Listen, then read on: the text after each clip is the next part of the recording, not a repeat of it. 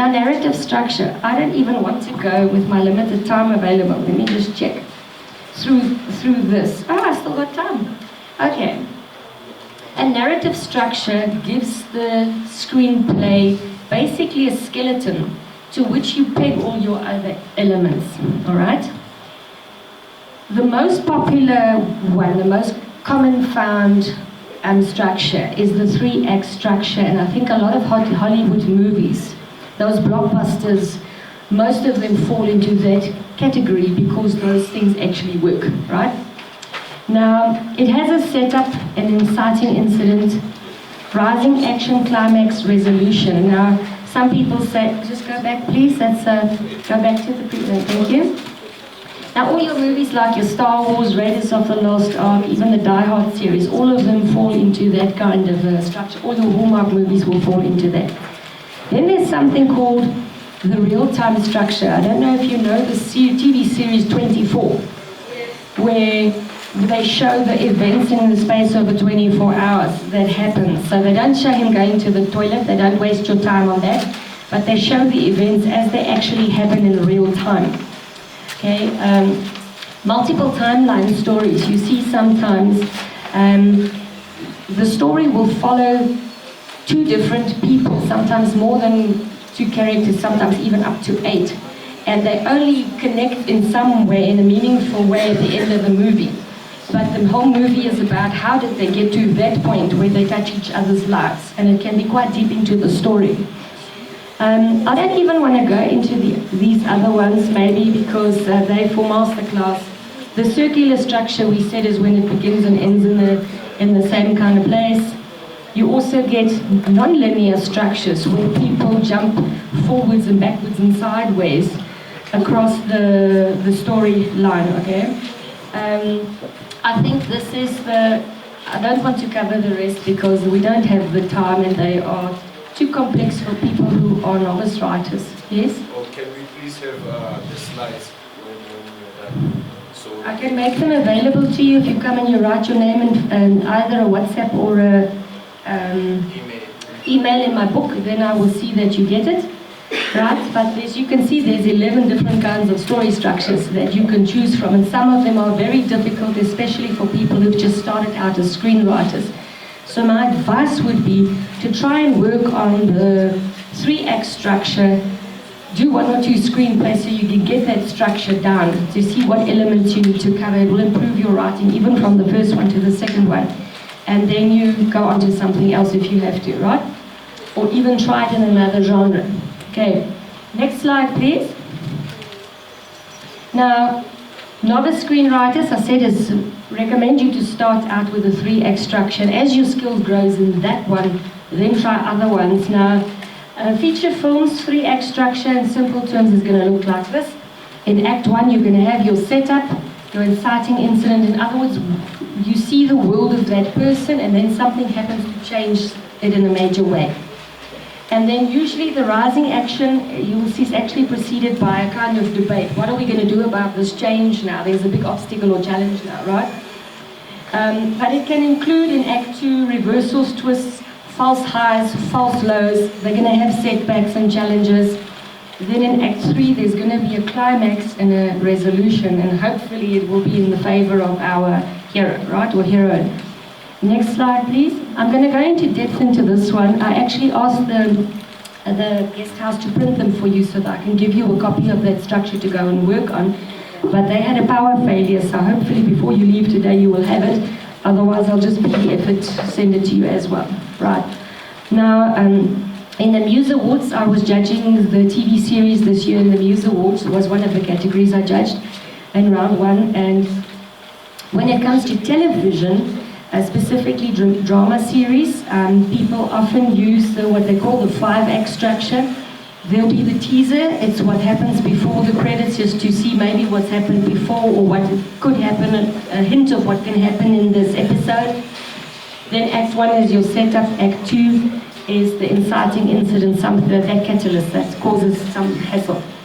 Then there's rising action, the challenges they have in dealing with it, the climax, the resolution, and then you call it a tag. If the end credits have rolled and there's something, an outcome. Like Marvel likes doing that. Yeah, one of the stories was Pirates of the Caribbean, and the first one, the gold was put back, and the tag was the monkey picks it up. Now these people could come, these ghosts can come back. That's a tag, right?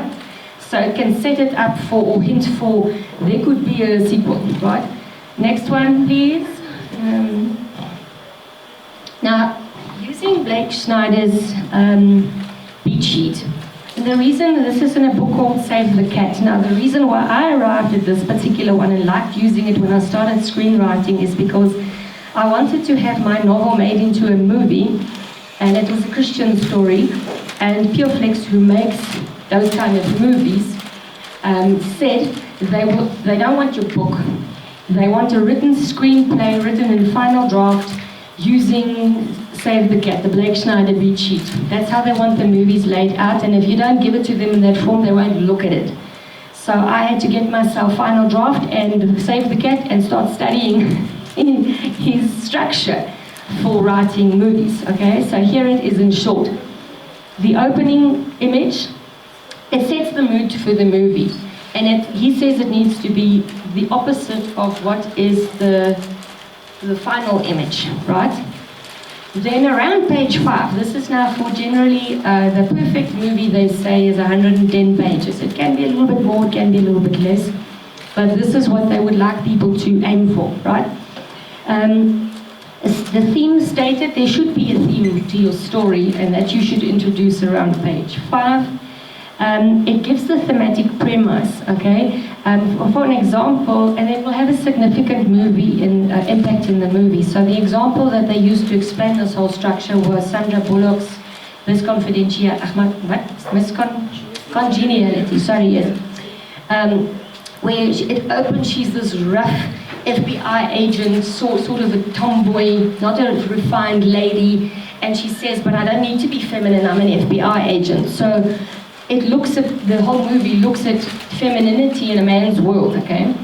And then the opening scene was where she beat the playground bully as a child, and the closing scene was she was surrounded by the girls from the pageant who made her Miss Congeniality. She looked like a lady, she was behaving like a lady, surrounded by a lady, she wasn't lonely anymore, she had now friends, right? So the setup, usually the first 10 pages you use a setup to say what does the world of your character look like before the change comes, right? And then there's a catalyst. So the catalyst, I think she ended up getting sent to the Miss USA pageant. Now there's a debate. There's questions that this thing will ask. There's going to be a break into Act 2, and usually it's a big event. Something big should happen in your story to break Act 1 and Act 2. You must put in a B story. Overseas producers complained that South African writers only write an A story, especially in TV series. If you only have an A story, they're not going to want to pick up your series. They want to see an A and a B and a C and a D and a whatever kind of thing, but in a movie there should at least be a B story. And in the case of for instance, Legally Blonde. This girl got sent to Harvard, she went to Harvard and she met a beautician that was introduced who became her friend. So it can be a love story or a friend that you meet, a new character that you introduce. You don't see them in the setup, you introduce them around page 30 in this particular structure. Now there's what Snyder calls fun and games. It's the heart of your movie, and you see clashes, you see ups and downs, you see progress, you see setbacks, okay? Then there needs to be a midpoint. There's going to be a false peak or a false collapse. Then there's quite a few changes showing where the bad guys close in, okay? In other words, it looks like you're defeated. It looks like the good guys defeated. And oh dear, what are we going to do about that now? Then again, all is lost, the whiff of death, and it can be something like either a character close to your hero or heroine dies, or even if it's their pet or something like that, or a relationship ends. It can also be the whiff of death, but something happens, okay? The Dark Nights of the Soul. The hero is going to wallow a bit. How are they going to deal with this tragedy that now struck? Then there's the break into Act 3. You can see Act 3 is a little bit short. But there's a solution to this dark nights of the soul, where you deal with the issues of grief and anger and fear and failure and all those kinds of things that you've had to deal with in your movie. Okay, and then there's the finale, where the bad guys are usually, you've noticed in movies, you don't defeat the head honcho first, you kill off all the sidekicks first or kick their butts, and then the main crook, you finish him off last, right? That's how story structures work, okay? So why do we need to pay attention to this kind of outlay? For one, Blake Snyder is now unfortunately deceased, but he's regarded as the most successful spec screenwriter in Hollywood. A spec script is a script that a studio didn't come and ask you to write for them. It's something that you wrote and decided, I want to write this movie, and then you go and sell it. He was the most successful spec screenwriter in Hollywood's history. The stats, though, can look a bit depressing, guys. This is not an easy road to go. If you want to be a writer, you don't necessarily get overnight success. There's lots of challenges along the way. He sold something like 80 or 80 plus screenplays, but I think, or he wrote something like 80 of them. 13 was sold, 13 or 15, but at the time of his death, I think only two or three were made. And he's the most successful guy. I would be so depressed I'd probably get suicidal, but I'm not trying to give you an idea. No, seriously, do you know that professionals in Hollywood, especially among the screenwriters and creative staff, no, not just drinking, they release statistics that those, especially screenwriters, are the people in America, in the industry, creative industry, are the main users of mental health services. Yeah. Because it is so hard. It tackles your self-esteem. You get really challenged. You write this fantastic story and you give it to somebody to read and they rip that thing apart and you feel like a complete idiot. I know, it happened. Okay. So you have to be strong, but if this is your passion, you need to keep going. Okay, let's see the next slide, guys. So, but that beat sheet, I'll either give it to you here or I will send it to you, right?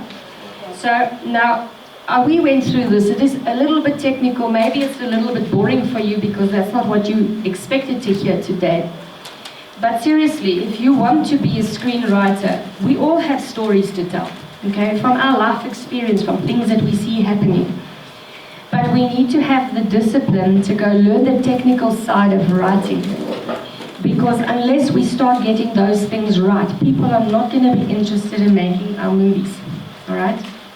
So each one of you has at least one brilliant story that's there waiting to pop out. But you need to go and study. Start with a structure that you know, okay, here in my story I need to do that and I need to do that. Okay, those kind of things. Because if Hollywood sees, or the studio producers can see, but you know about story structure, they don't have to come and teach you that part of the job. In fact, they don't want to. They want you to know this. When you bring them a script, they want to know that you've looked at these things, you actually know story structure and these technical things of writing.